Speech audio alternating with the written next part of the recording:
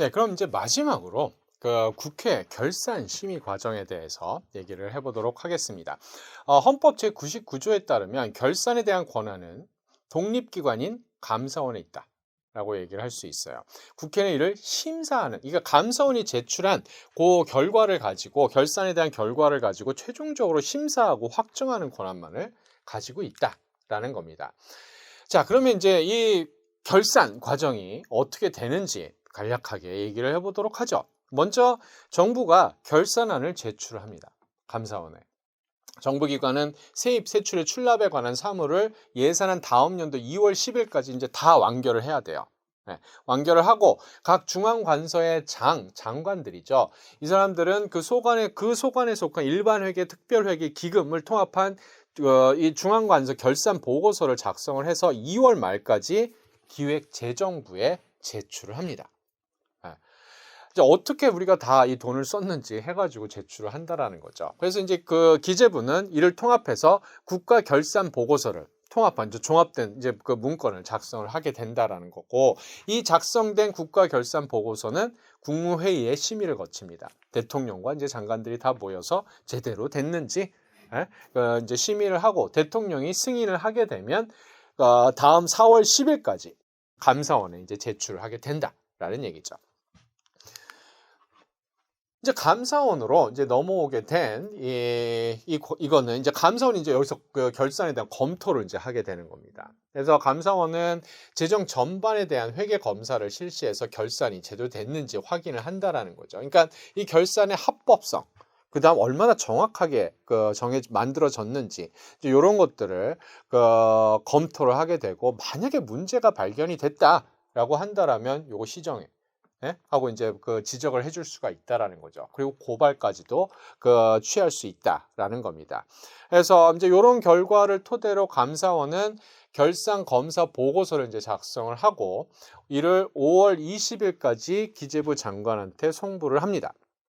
그러면 정부는 이제 이 감사원이 보낸 결산 검사 보고서를 가지고 자기들이 이제 어떤 문제점들이 지적이 됐을 거 아닙니까? 그죠? 그럼 이제 문제점들을 다 수정을 해서 최종 국가 결산 보고서를 이제 작성을 해서 5월 31일까지 국회에 제출을 하게 된다라는 겁니다. 그러니까 이 결산의 실질적인 이제 검토는 사실 감사원에서 일어나고 있다라는 겁니다.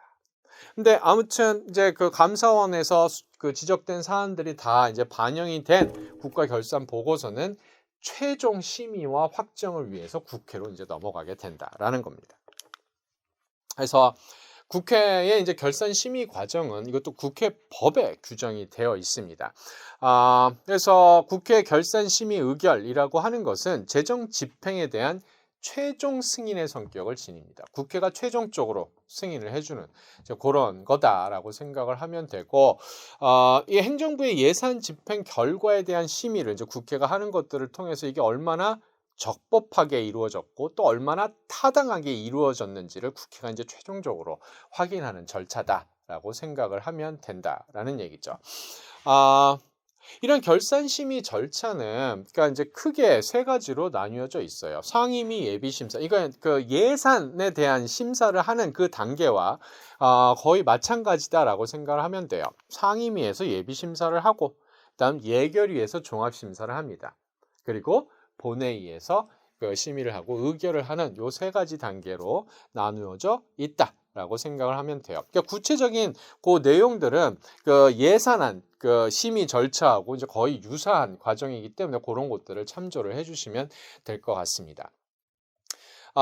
국회법 제84조 제2항에 의하면 결산 심사 결과 위법하거나 부당한 사항이 있는 경우 그 시정을 요구하고 정부와 해당 기관은 그 국회 시정 요구를 지체 없이 처리하고 그 결과를 국회에 보고하도록 규정이 되어 있어요. 그러니까 최종 심의 단계에서 결산 심의 단계에서 문제점이 또 이제 국회 의원들한테 이제 발견이 됐다라고 하면 시정 요구를 할 수 있는데, 이 시정 요구는 어떤 측면에서 한계가 있느냐? 처벌 조항이 없다라는 거. 그래서 행정부가 응하지 않는다 하더라도 제재할 법적 근거가 없다라는 측면에선 한계가 있다라고 얘기를 할 수 있습니다. 근데 아무튼 국회 결산 심의라고 하는 것은 그 감사원에서 기본적으로 행한 그 결산 심의를 최종적으로 승인하고 그 확정하는 그런 의미에서 국회의 그 권한을 확인할 수 있는 그런 어떤 절차가 된다라고 얘기를 할 수 있습니다.